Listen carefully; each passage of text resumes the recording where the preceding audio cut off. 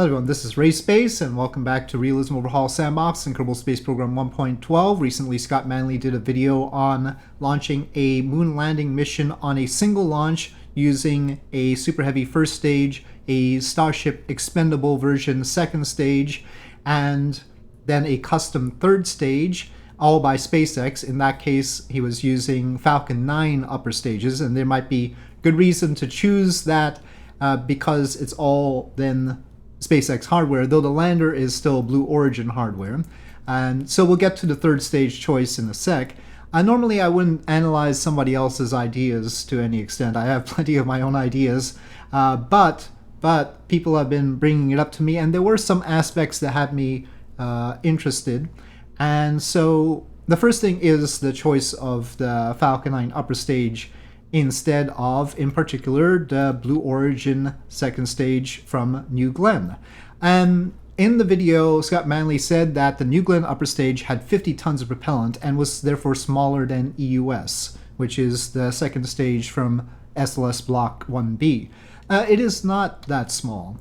And I'm not sure why he thought it was that small, but we can do some basic analysis to determine very well that it's not that small. First of all, I've already figured out how big it needs to be in order to get the specified 45 tons to orbit that New Glenn needs. But the engines on New Glenn are stated to have 77 tons of thrust, roughly 770 kilonewtons of thrust apiece. So that's 77 tons of thrust apiece for a total of 154 tons. You're not going to have a 50-ton stage with that, given it's an upper stage and it doesn't need a thrust-weight ratio greater than 1. So you're looking at a stage that at least uses that amount, 154 tons of propellant, and propellant plus dry mass, in other words, plus there's the payload, which is 45 tons.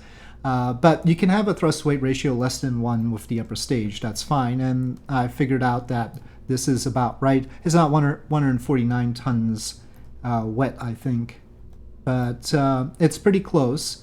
It is slightly larger than EUS, I think, in terms of volume, because it says 7-meter upper stage, and EUS, only the hydrogen tank is 8.4 meters. The oxygen tank is much smaller. So overall, it's on EUS level, let's just say, and it has much more thrust. It has 154 tons of thrust compared to about 40 tons of thrust from EUS. So generally speaking, it's a better stage for this purpose, and its efficiency is not as much as the RL-10s on EUS. That's the downside. Whether you need all the thrust is a good question. We'll analyze the Falcon 9 version first and then see how this does. But you can see that the stack with this is 255 tons. You could even extend this a little bit because this is meant to be a second stage, and the expendable Starship second stage is likely to push this further along than this normally gets. And the main problem with this is that the hydrogen is going to boil off, and you'll need some way of controlling that, and they don't have that in the stage right now. It's meant to be a cheap stage, and it could do the transfer burn, but we really want it to do the capture burn around the moon. And in that case, the Falcon 9 upper stage lasts longer. It doesn't have as much boil off because it's not using hydrogen. So that's the benefit on that side. So normally I'd pick this if I could have some control over boil off, but still maybe we want the non-super cryogenic stuff, not the hydrogen, and instead just use the kerosene and oxygen that they have in Falcon 9. So that's the benefit of the Falcon 9 upper stage as far as I can tell. Okay, so here we have our twin Merlin Falcon 9 upper stage, and well, it does get a healthy 3,723 meters per second, virtually the same as what we got with the New Glenn upper stage, and well, it's heavier though, is the problem, and that's because it's less efficient. That's just how it is. I do believe this number because the end mass is 108 tons. If we click here, that 112 tons that shows there, that's because of the launch escape system. So 108 tons should be about right given the 95 tons-ish that we have on the top and in the dry mass of the stages.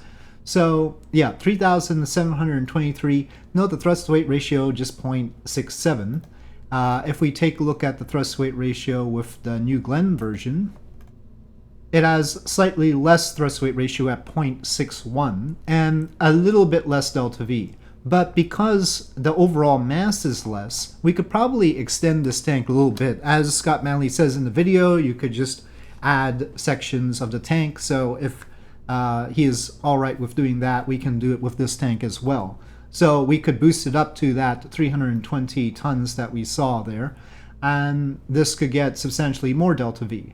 So overall, it's okay. The thing about this is we need to figure out how to control the boil off. We would probably get more delta V with the New Glenn upper stage, extending it a little bit. And then it also produces less complication because we have to have structure around the Falcon 9 stages. Not only are they heavier, but then we're going to have additional structure around it, a fairing, because it's awkward having the two stages like that.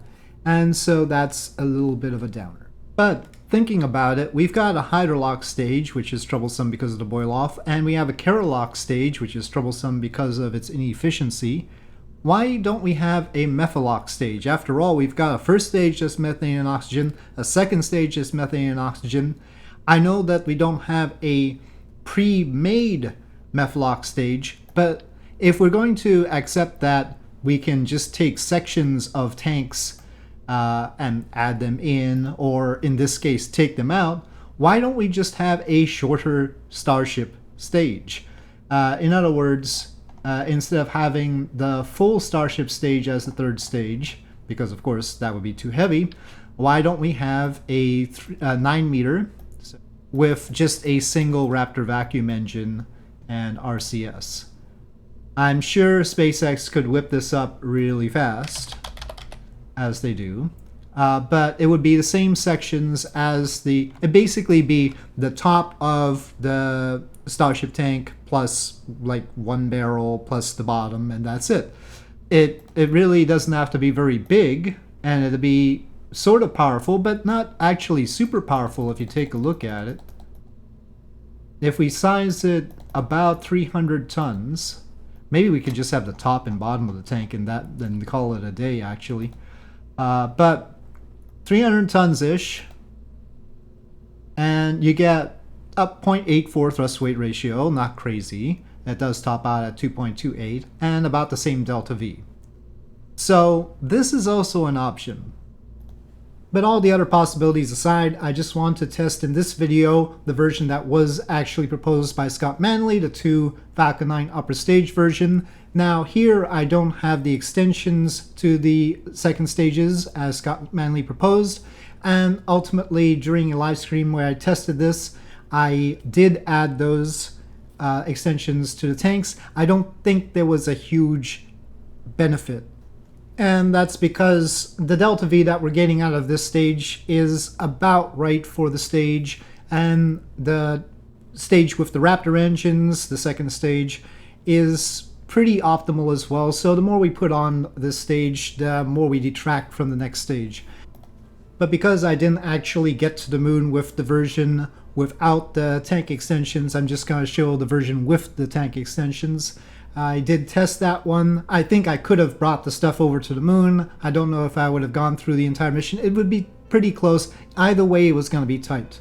It is tight because my Starship tanks and the Super Heavy probably don't get the kind of performance that Scott Manley was expecting. I think he was expecting that they could deliver 300 tons to low Earth orbit.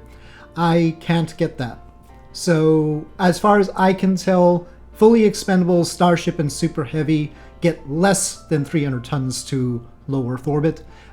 More than 250 tons, less than 300 tons. But the margin was sufficient that it caused some problems that I'm going to show you right now. But I was able to do the moon landing. So let me assure you, Scott Manley's idea was doable, but the exact nature of the staging in order to get it done, it was perhaps a little bit more complicated. Also, there's a lot of structure around the Falcon 9 upper stages, so that caused a bit of a problem. But anyway, let's take a look at the actual mission. So as usual, I'll be using Pekka's Starship and Super Heavy. We are launching from Cape Canaveral. Pekka made a version of the Starship that doesn't have the tiles and doesn't have the front end, and of course doesn't have the fins. So it is tank-alone Starship. And then we have Super Heavy without the grid fins, and we are not going to be reserving fuel or anything like that. So up it goes. It is really, really long. Let's face it, this is a very stretched rocket despite its 9-meter diameter. And here we are at staging. Pekka insisted I do not do hot staging in this case. So I did not do hot staging. Incidentally, I'm not using KOS because we didn't have a KOS script ready for this particular scenario, and because we have the launch escape system and we're expending all the stages, and Ascent Guidance didn't really like this either. I tried to use it, but it was goofing up a little bit, so I am handling the launch myself. I do a reasonably good job of it, but as we expend the second stage here, we're still more than 1,000 meters per second shy of orbit. Now, on the version without the extensions to the Falcon 9 second stage tanks, we ended up about 800 shy of orbit. Here we ended up more than 1,000 shy of orbit. It really, and then this stage has to deal with the rest. So either way, it's not great. And the reason for that is because basically Starship Super Heavy can, in expendable mode, get about 250 tons, 260, maybe 270 into orbit, not the 300 tons. So given that we are a little bit shy of what we need to transfer to the moon, even though I released the fairings around the lander and the Orion service module, I decided to go ahead and try anyway. Because we do have the possibility of using the fuel in the lander for the capture around the moon.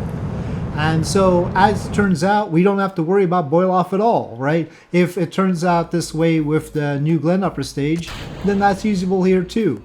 Decoupling off so that I could do the transposition and docking ended up being a little bit too forceful, and that made that really hard. So did the thruster positions on the Orion. I think I placed them a little bit wrong. Some of them should be moved up closer to the interface with the actual capsule. But anyway, here I have to do another 105 meters per second to actually get us over to the moon, and I use the lander for that. Remember that the Blue Moon Mark II lander has to be capable of getting all the way down from near rectilinear halo orbit, which is really, really high above the moon, down to the lunar surface, and then back up to near rectilinear halo orbit where the lunar gateway is supposed to be. So it actually has a lot more delta V than is necessary for just the landing from low lunar orbit, and it turns out that that is enough to do the capture, and so we're doing the capture. Of course, Orion does not have enough to do the capture, but it can handle the going back up part. So in this case, we're having the lander handle the getting down into low lunar orbit part, but when it doesn't have to get back up to a higher rectilinear halo orbit. And I check how much fuel I need to reserve in order to actually make the landing happen. I generally like to have 4,200 meters per second minimum for non-targeted landing. For a targeted landing, I might want a little bit more than that. So in this case, we're not doing a targeted landing, so it's okay. But I do end up with a little bit to spare, so I probably could have done a targeted landing with it anyway. I ultimately get it to a nice tight orbit, about 60 kilometers, a little bit more than 60 kilometers circular, and then we can stage from there. You can see how much larger the lander is compared to Orion, so that is worth thinking about. It is 60 tons fully fueled as we have it here. So I actually discovered that we have 6 Kerbals instead of 4, which I was only supposed to have 4, but it filled the Orion with 6. The problem is 6 can't go back in. I find that out later. For reasons I don't understand, it refuses to transfer 6 Kerbals in there. So we're going to have to leave 2 stranded. Let's not talk about that right now. Anyway, I'm bringing 3 down to the surface, and 3 are staying with the Orion spacecraft. we certainly had supplies enough for everything and to bring them back. That was not a problem. I'm just landing in a random place in this case, and it's easy to handle. And here we are coming down. It's a little bit more painful if you don't use a bunch of fuel ahead of time, because then its stage time is very long and stress to weight ratio is low. But we did use a lot of fuel ahead of time, so it's not too bad. A little bit of a slope there.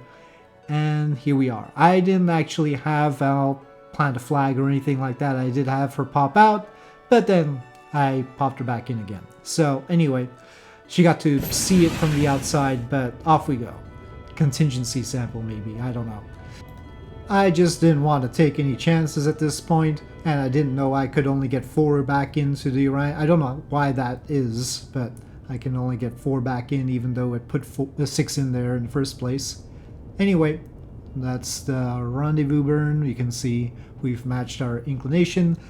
Because Scott Manley said that it was Apollo style, I did go retrograde around the moon and everything. So, standard sort of deal.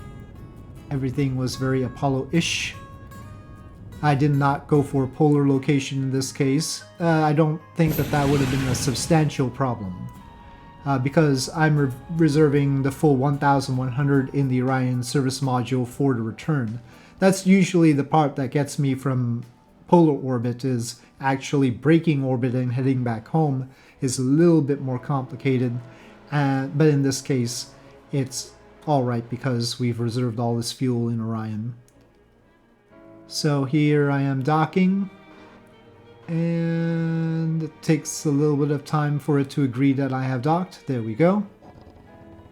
And transferring them is when I find out about the tragedy. I decide to bring the orange suited 4 back, Jeb, Bill, Bob, and Val, and strand the other 2. Technically, if I wanted to try out the New Glenn upper stage version of all this, I could use that to rescue the other 2. They've got extra supplies because the Blue Moon Mark II has a lot of extra supplies, as you can see there.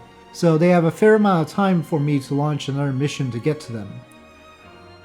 And actually, as it turns out, they're much safer because this Orion is not properly configured for re-entry.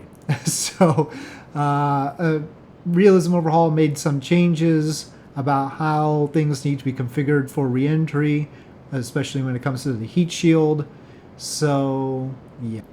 I made those necessary changes in other installs with the Orion, but it turns out that I didn't make those fixes in this install for this Orion, which is from a very old mod from Sobel's SLS mod. So this is not Artemis construction kit or anything like that.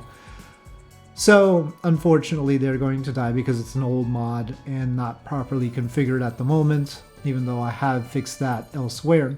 We do have Fireflies, so it's going to have brilliant effects as they explode. But anyway, that's neither here nor there. That has nothing to do with the possibility of actually conducting the mission as Scott Manley had it. Yes, you can.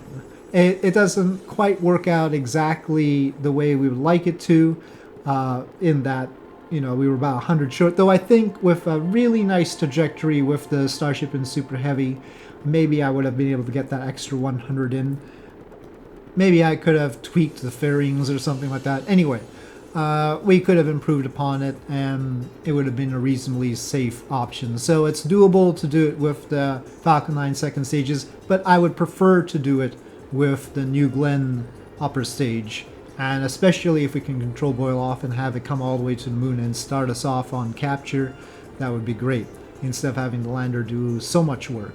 But I still think it's possible to do it with the lander, and I think it's also possible to do it with a Methalox stage.